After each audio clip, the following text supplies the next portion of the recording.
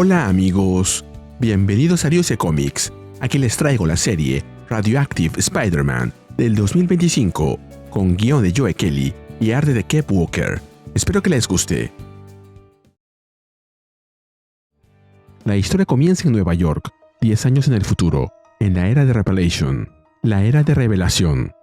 Mientras vemos la ciudad desde lo alto, como antes, dominada por rascacielos, escuchamos una voz que dice: amo Nueva York, todo de ella. Esta ciudad me enseñó todo. Supongo que por eso nunca me fui.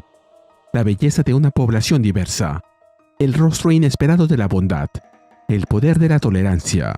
Sé que no es la manera en que los forasteros hablan de esta ciudad. Está bien, igual los queremos. Aún así, seguimos de acuerdo en dos cosas. No importa lo que ocurra aquí, los neoyorquinos se levantan. Y los fanáticos de los New York Mets son los mayores masoquistas del mundo. Mientras dice eso, un joven flota sobre la calle, y luego se desata una explosión dentro de un edificio que sacude la avenida. En medio del fuego y el caos, una figura envuelta en llamas emerge, gritando con furia: ¡muerte a la geniarquía! Como comentario, la geniarquía es una forma de gobierno basada en la ascendencia genética, o lo que se llamaría pureza o superioridad genética. Desde la distancia, varios transeúntes observan aterrados. Uno de ellos grita: es un Lowlock. Otro pregunta por algún Power Forward, alguien que pueda detenerlo. Parece que aquí los Lowlocks son los marginados sociales y los Power Forwards, los mutantes con superpoderes. Pero el sujeto en llamas responde: no pueden detener a los justos. Estamos del lado correcto de la historia. Compañeros mutantes, somos el futuro. ¿Nosotros somos? De pronto, algo le apunta directo al rostro, dejándolo sin palabras. Una voz mecánica interrumpe, informando que el escuadrón está en posición y que tiene el objetivo en la mira. Desde el cielo, un escuadrón de oficiales blindados del PDC desciende con fuerza para interceptar al incendiario mutante. Uno de ellos suelta una palabrota y otro le recuerda que debe moderar su lenguaje. Las cámaras están grabando. El que parece ser el líder del grupo ordena que el sospechoso sea detenido. La ciudad debe saber que no tolera terroristas, y le ordena a Limber que lo capture. Limber extiende su brazo como un gran tentáculo negro y levanta de golpe el camión donde el Lowlock estaba parado. Al verlo alzar vuelo, el líder le pide a Pipeline que teletransporte el camión para mantener a salvo a los civiles. Luego se dispone a dispararle al Lowlock, pero antes de que pueda hacerlo, una telaraña lo sujeta por la espalda y lo eleva por los aires. Lo mismo sucede con el Lowlock. Y escuchamos una voz que protesta con tono sarcástico: chicos, es demasiado temprano para una ejecución pública. Ni siquiera he tomado un sorbo de espresso mutado esta mañana. Entre el humo y las donas que caen a montones del camión, vemos la figura de Spider-Man disparando sus telarañas. Y aunque su traje es inconfundible, el logo que lleva en el pecho es completamente diferente. Se parece a una araña mutada. Además, tiene algo incrustado en el cuerpo, a la altura de la cintura. Pero lo más resaltante son los dos mini brazos que salen de ambos lados, además de dos pequeñas protuberancias que vemos debajo de ellos. Al parecer, su traje ha sido diseñado para cubrir también estas partes adicionales de su cuerpo, así que se puede asumir que ya lleva tiempo así. Al verlo llegar, el Lowlock pregunta: ¿Spider-Man? Creo que la pregunta es por verlo ahí, más que por verlo así. Aunque para nosotros sí ha sido una sorpresa ese nuevo aspecto.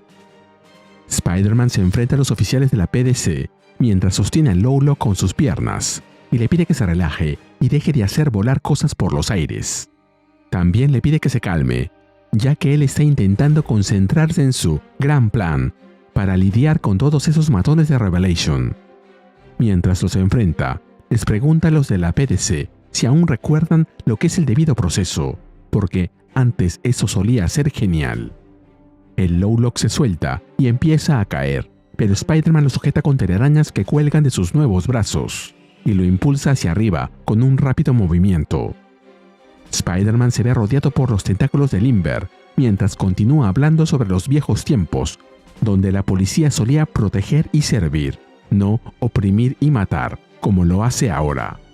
Sabe que esos eran tiempos más simples, pero piensa que un poco de decoro no vendría mal. Luego, tirando del Lowlock, le dice que es su turno de brillar. El mutante se enciende nuevamente y provoca una serie de explosiones a su alrededor, que llenan el cielo de fuego y humo. Spider-Man aprovecha eso para huir, mientras le dice al mutante que le da un 10 por el espectáculo, pero menos 50 por ser un idiota impulsivo y que tuvo suerte de que nadie saliera gravemente herido. Nos movemos a un laboratorio subterráneo de Lowtown, al sur de la calle 14. La doctora Cecilia Reyes sostiene una caja de medicamentos mientras encara al joven mutante. Le repite que lo que hizo fue increíblemente estúpido. Él intenta justificarse, pero ella le corta con una advertencia. Tiene un repertorio de insultos que aún no ha empezado a usar. El muchacho se disculpa, balbuceando que solo quería recuperar los suministros médicos bloqueados. Cecilia asiente, reconoce su iniciativa, pero le deja claro que puede conseguir más antibióticos. Lo que no puede reemplazar es su vida. Luego establece las reglas. La próxima vez que organice una incursión será con compañeros, de noche y bajo su autorización. Él solo alcanza a responder: «Entendido, doctora». El joven pregunta con duda por qué Spider-Man se arriesga a ayudarlos si no es uno de ellos, si no es un mutante. Cecilia lo mira con serenidad y responde: «Él sí lo es, en todo el sentido de la palabra». Luego vemos a Cecilia caminando por las calles, repletas de mutantes, viviendo sus vidas con normalidad, y se dirige a la estación de metro. Pero en vez de subirse a uno, continúa avanzando e ingresa en uno de los túneles. Mientras ella hace eso, escuchamos la voz de Spider-Man, que piensa: «Siempre me gustó The Village». Representaba algo distinto al caos de Times Square y a la exclusividad de las zonas elegantes. Como comentario, The Village, o la villa, se refiere a Greenwich Village, uno de los barrios más famosos de Manhattan. Incluso después de la masacre de Manhattan, que duró un año, la reconstrucción y el surgimiento del sistema de castas de la era de Revelation, The Village sigue viva. Ya no lo llamamos The Village, porque, después de la resiliencia, lo que mejor saben hacer los neoyorquinos es poner apodos tontos a los vecindarios. Highside, la parte alta, disfruta del favor de Revelation, de recursos y de una población de mutantes puros. Lowtown, la parte baja, es todo lo demás, lo bueno y lo malo. Se siente como hogar. Más tarde, escuchamos a Spider-Man preguntarle a alguien: «¿Estás enojada? Pero no te enojes. El chico quiere ser un X-Man, de los buenos». «No me dijiste que habías vuelto, Peter», contesta Cecilia. Él intenta responder, pero ella lo interrumpe. Sabe que aún no ha pasado la ventana de exposición. Peter intenta bromear, pero Cecilia le ordena callar. Luego ambos se besan, y Peter deja caer la toalla que lo cubre.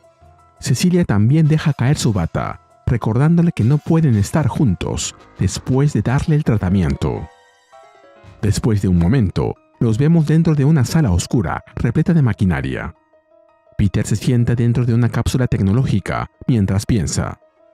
Lo llamamos tratamiento. El eufemismo evita que Cecilia grite. Mis células siempre han sido ligeramente radioactivas. Como resultado, el virus X tarda más en atacar mi ADN. Deduje correctamente que más radiación equivaldría a más resistencia. Tomó un tiempo, pero ajustamos la dosis para que dure unas semanas. Luego empiezo a escupir sangre y repetimos el proceso una y otra vez. Después la sangre viene de otros lugares, pero vale la pena, lo juro.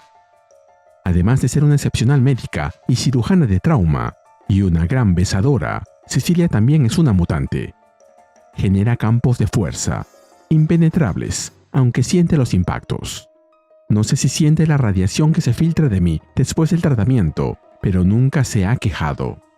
Al terminar el tratamiento, Peter se queda tirado en el piso, sangrando por boca, nariz y ojos. Intentando restarle gravedad a la situación, le confiesa a Cecilia que nunca le gustó la idea de convertirse en una estrella de rock. Él quería ser un luchador profesional. Cecilia le responde que eso explica muchas cosas: el traje, el nombre. Le pregunta qué tipo de música le gusta y Peter responde que le encantan las bandas de rock de los 80s y 90s, esas que hacen enloquecer al público. Cecilia lo mira con lágrimas en los ojos y le susurra que eso, el tratamiento, va a matarlo. Sí, pero no lo hará hoy, le responde Peter. En eso, las alarmas retumban por todo el laboratorio. Cecilia observa los monitores y comenta que es una alerta nueva, preguntándose si hay una fuga en el reactor. Peter le responde que no es eso y le pide ayuda para incorporarse. En las pantallas, los sensores marcan actividad. 5 biofirmas han cruzado el perímetro. Cecilia, alarmada, le asegura que han sido extremadamente cuidadosos allí. Pero Peter la corrige. No es ahí. Cecilia comprende que se refiere al otro laboratorio y viéndolo alistarse para ir, se lo prohíbe. Pero Peter no le hace caso, argumentando que no tienen tiempo para discutirlo. Cecilia insiste en que está demasiado débil y debe descansar. Pero Peter la mira y le dice: 5 biofirmas, sí. ¿Cómo se supone que voy a dormir sabiendo eso? Nos movemos a lo que queda del puente de Manhattan. Un grupo de mutantes ha llegado al lugar. Uno de ellos declara que ese lugar les pertenece, que los otros intentaron esconder las riquezas de su gente entre la basura, pero que los Marauders no serán negados. Mientras se acercan a una instalación secreta, el que parece líder les dice a los demás que Sinister tenía muchos laboratorios como ese, ocultos en distintas partes del mundo. El valor histórico de ese equipo es incalculable para su causa. No pueden permitir que el legado de Mr. Sinister se pudra bajo el dominio de los impuros. Les ordena tomar lo que puedan, pero conservarlo intacto. Uno de sus compañeros se detiene frente a un contenedor iluminado y señala que hay alguien dentro. El líder le pregunta si acaso un cadáver lo asusta, pero el otro insiste.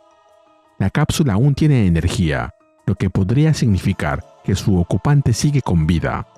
El líder responde que nadie ha estado en ese lugar en 10 años, así que no cree que vayan a echar de menos lo que haya ahí, mientras dispara un rayo que rompe el sello de la cápsula. De pronto, una silueta aparece al fondo del laboratorio y les dice: «Solo lo diré una vez, así que abran bien los oídos. Salgan de aquí o morirán». Desde las sombras, Spider-Man irrumpe con fuerza, cayendo sobre el líder. Los otros lo enfrentan, negándose a obedecer. Spider-Man no cede. Insisten que no está jugando y que deben evacuar el lugar de inmediato. Luego, al percatarse de que ellos cortaron la electricidad, les pregunta por qué hicieron eso, pero uno de los atacantes se le lanza encima, diciéndole que no tiene derecho a cuestionarlos. Al parecer, este es uno de los que se enfrentó a él durante el día, un agente del PDC, quien se ríe de su suerte al tener que enfrentarlo 2 veces en un mismo día. Lo ataca con fuerza, pero Spider-Man lo esquiva y lo envía al piso de un golpe en el rostro y una patada en la quijada, mientras les dice: «Estoy intentando salvarles la vida, idiotas». Al parecer, el golpe arrojó al sujeto sobre Cecilia, quien ha venido a ayudarlo. Y le dice que tienen que apurarse, ya que sus campos de fuerza no podrán resistir otro golpe como ese. Los Marauders continúan atacando, gritando que los dones de sus antepasados no caerán en manos de impuros y de sus aliados. Pero Spider-Man, mientras esquiva sus disparos, les responde: «No estoy aquí para proteger una máquina, idiotas». Lamentablemente, Spider-Man no puede esquivarlos todos y termina recibiendo algunos impactos, estrellándose contra Cecilia, quien lo toma entre sus brazos. Al ver eso, los atacantes se burlan, diciendo que debe haber un tesoro muy valioso si esos traidores están dispuestos a morir por él. Cecilia aprieta los dientes, llena de rabia, y les responde: «Grandísimos imbéciles. Él vino aquí para salvarlos a ustedes».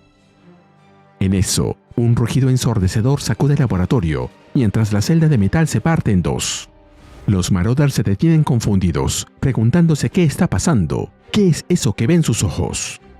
Y mientras vemos como algo sale de la celda, algo monstruoso, de color morado, que parece un sabueso gigante, pero cuya boca, llena de dientes, no termina nunca, que se arroja sobre el líder de los Marauders, escuchamos los pensamientos de Peter. Todo lo que aprendí que tiene importancia, lo aprendí en esta ciudad. Los neoyorquinos nos apoyamos unos a otros, incluso si no nos caemos particularmente bien. Porque cuando llega el momento decisivo, la vida es preciosa. Todo termina en 83 segundos. Me obligo a mirar. No puedo dejar de temblar. Cecilia está tan asustada que sus uñas se clavan en mi hombro. Finalmente me suelta cuando digo: sí, todo está bien. Todos estamos bien. Se terminó. Déjame hablar con ella. Ya acabó. Todo está bien.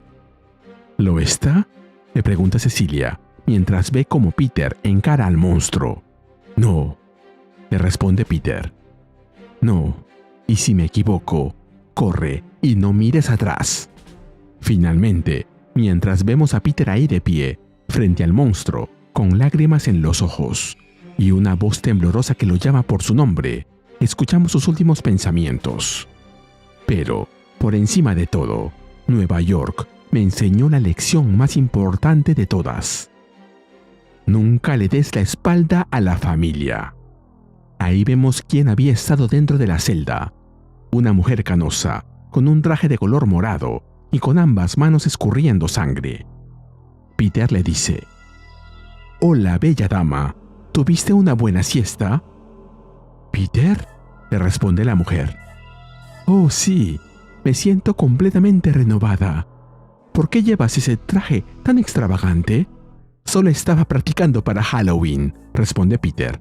«Da miedo, ¿verdad?» «No comas demasiados dulces», le dice la mujer.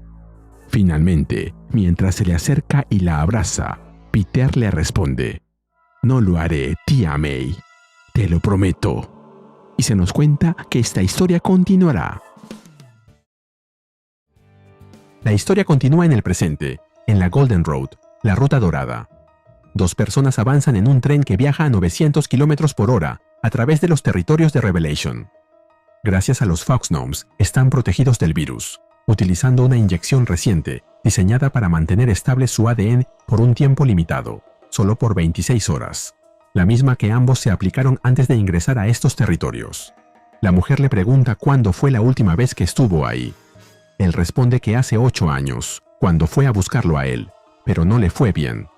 Ella nota que está distraído y comenta que, ahora que está ahí, todo será más fácil. Él bromea diciendo que sí, que será como tomar unas vacaciones. A ella no le agrada su respuesta y le sugiere que siga mirando por la ventana, recordando la última vez que habló con él.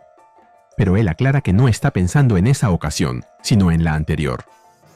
Nos movemos al pasado, al día de Revelation, 10 años atrás, en Manhattan. Spider-Man está rescatando a una mujer y a su hija en medio del desastre. Mientras lo hace, reflexiona que resulta curioso cómo todo parece volverse claro cuando el mundo empieza a perder sentido. Comenta que muchos creían que aún había tiempo y que alguien detendría la transmutación del virus 3K, pero al ser un fenómeno exponencial, un día parece manejable y... Al día siguiente, tu ciudad cae a pedazos delante de uno. Spider-Man deja a la mujer y a la niña en un lugar seguro e intenta comunicarse por teléfono con Mary Jane. Cuando por fin lo logra, le informa que está a un par de manzanas.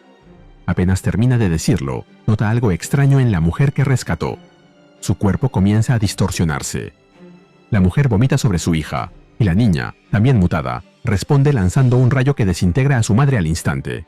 Todo ocurre demasiado rápido para asimilarlo, y Peter, aún con el teléfono en la mano, escucha a Mary Jane insistir en que algo le está pasando a May. Peter piensa que están en el infierno. Todo ocurre como una secuencia interminable de horrores, recordando lo que ve en la calle. Los humanos están muriendo o mutando, atacándose entre sí, y estructuras enteras están cambiando de forma, como si la ciudad estuviera viva. Mientras avanza, se pregunta en qué momento le tocará morir o convertirse, porque ya siente que nadie puede anticipar cuándo llegará a ese punto. Con esos pensamientos atravesándolo, recorre Manhattan a toda velocidad buscando a Mary Jane. Irrumpe por la ventana de su departamento y, al caer dentro, pregunta dónde están. Peter queda inmóvil al ver la escena frente a él. Mary Jane está despedazada en el suelo, con los brazos y las piernas separados del torso. El impacto lo deja sin palabras por un instante, pero enseguida intenta hablar, tratando de tranquilizar a su tía, mientras le asegura que todo está bien. Aunque el sonido que sale de su propia garganta no le resulta reconocible. En ese momento, despierta sobresaltado. gritando el nombre de su tía, y Cecilia, a su lado, le dice que todo está bien. Ya despierto, Peter pregunta por May, y Cecilia le explica que está descansando y que necesita mantener silencio para no alterarla. Fuzz está con ellos, esperando que Peter reconozca el esfuerzo que ha invertido durante todo ese tiempo. El refugio, los suministros, los libros, el agua y el amplificador de energía que había reservado para un momento especial. Peter le agradece y pregunta por ese amplificador, pero Cecilia señala que hablarán de eso más tarde. Ahora debe aprovechar que May está despierta y lúcida, y por eso le pide que sea valiente antes de acercarse a verla. Peter llega junto a May, que comenta que la vejez es terrible, comparándola con leer unos capítulos de un libro y no recordar si ya lo había hecho antes. Él le pregunta cómo se siente, y ella responde que está cansada, y que, aunque no es un trayecto largo desde Queens a Manhattan, últimamente se siente más débil.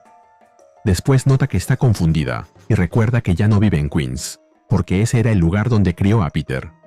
Él le dice que la ha extrañado, y May, sin comprender la distancia entre esos recuerdos, comenta que hace poco estuvo cocinando pavo para él y Mary Jane, algo que lo obliga a recordar la escena en la que encontró a Mary Jane despedazada.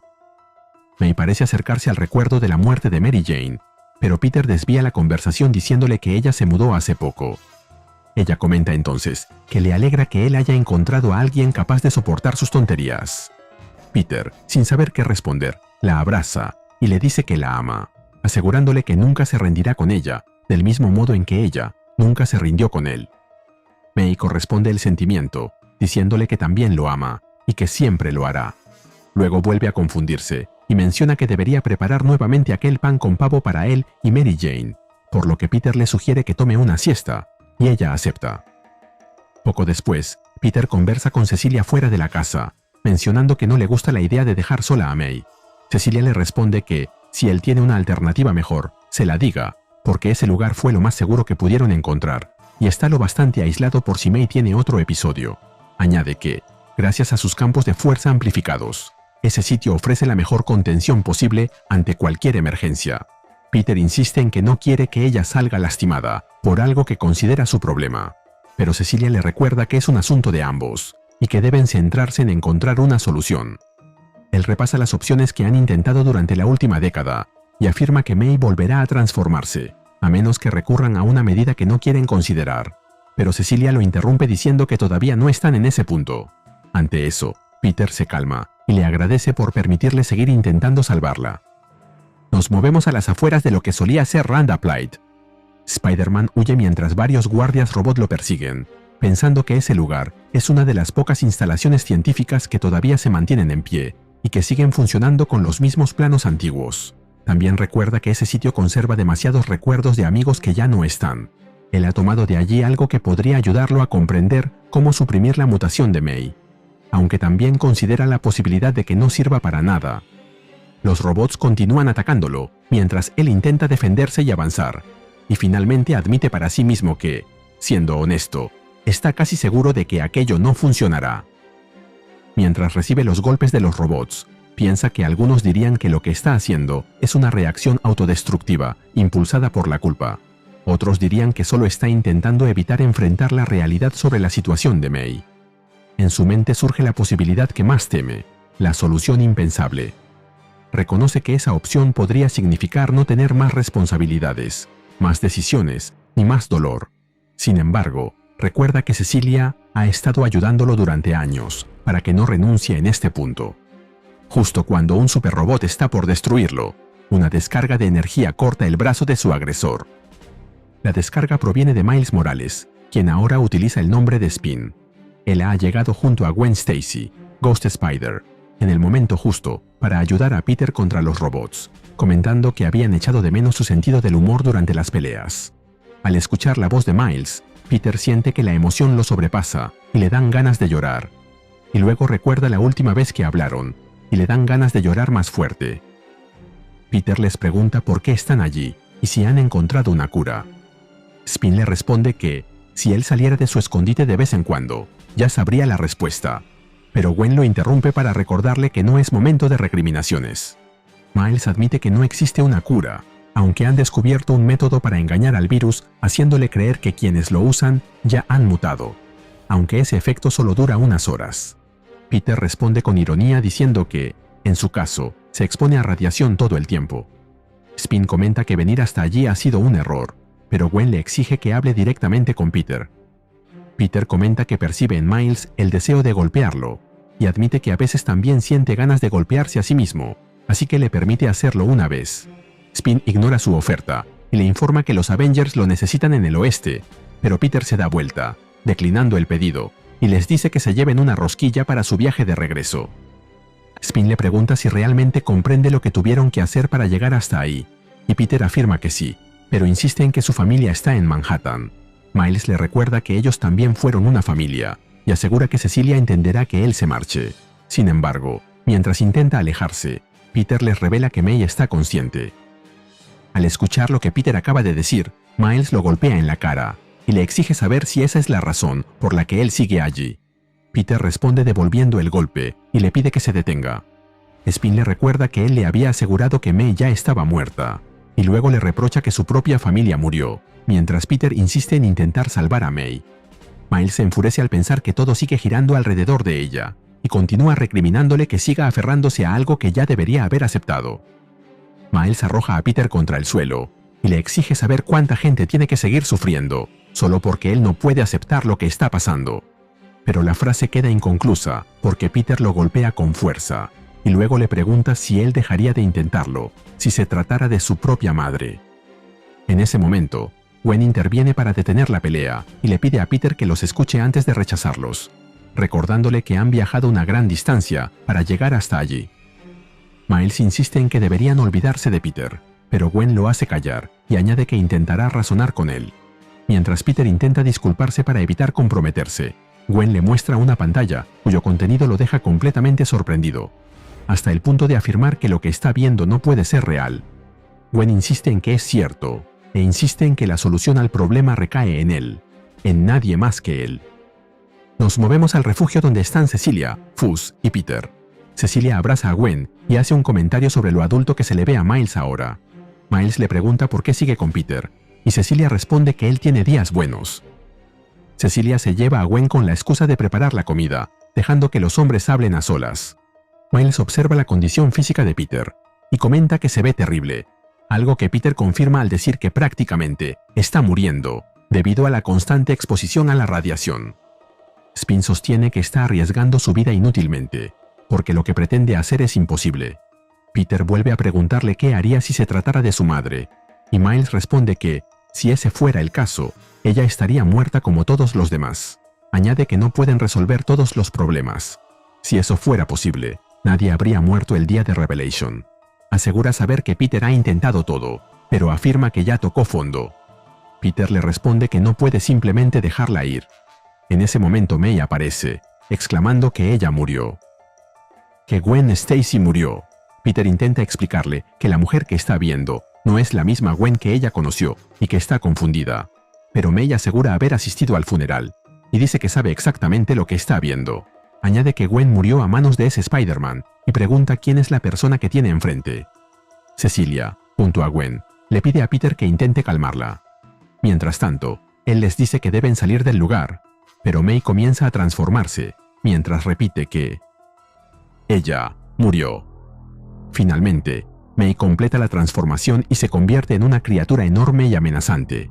Peter, al ver que la situación se descontrola por completo, les grita a los demás que corran.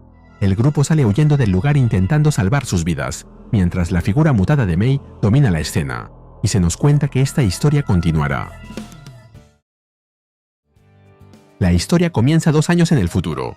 En un lugar remoto, Peter conversa con Otto Octavius, Doctor Octopus. Intenta convencerlo para que lo ayude, pero Otto responde que su tiempo estaría mejor empleado expandiendo los campos antimutagénicos. Peter insiste. Otto le revela que la mutación de su tía es una adaptación física sensible y que cualquier amenaza provoca un aumento celular explosivo. El daño en su tejido cerebral significa que no hay control ni conciencia cuando se transforma. También le explica que, cuando está estresada, es más fuerte y más impermeable al daño físico que Hulk. Su campo antimutagénico le permitió capturarla, pero puede que solo sea estable dentro de esa cámara de estasis donde se encuentra. Culmina diciendo que no hay cura, solo queda lo impensable. Peter se pregunta qué es lo que les falta, pero Miles, que está con él, le da un puñetazo, enfadado. Exclama que a él le falta todo lo demás. Millones de personas muertas y otras tantas que lo necesitan. Le reclama que esté lanzando a sus amigos contra un problema que no se puede resolver. Y le pregunta cuántas personas que aman deben morir hasta que acepte los hechos. Nos movemos a 10 años en el futuro. Peter recuerda lo último que dijo Miles en esa ocasión. May no puede ser salvada. Ahí aparece, transformada y fuera de control, atacando a Cecilia, mientras repite que Gwen está muerta. Peter piensa que, si cada vagón del metro en Manhattan estuviera lleno de gatos salvajes, circulando a toda velocidad, y todos frenaran al mismo tiempo, los chillidos podrían acercarse a los sonidos que ella emite. Parece un caótico coro de los condenados, cantado por bocas que no deberían existir. Es un caos total. Mientras tanto, el monstruo lanza a Gwen contra la pared de un fuerte golpe. Gwen se recupera y le pregunta a Peter a dónde quiere que vaya, pero Miles interviene gritando que vaya a cualquier lugar, pero que no se quede ahí. Cecilia se opone. Les recuerda que hay familias a 3 manzanas en cualquier dirección. Peter concluye que la única opción que les queda es someter a su tía, y que tal vez Flick pueda crear una explosión que saque el oxígeno de sus... Pero Miles lo interrumpe, asegurando que eso no va a funcionar. Le reclama que han pasado 10 años y que él se está muriendo. Todo por salvar a una persona que ya no existe. Peter le pide a Miles que pare y que se concentre en lo que sí pueden hacer. Pero Miles le recuerda que él ya lo hizo y que no funcionó.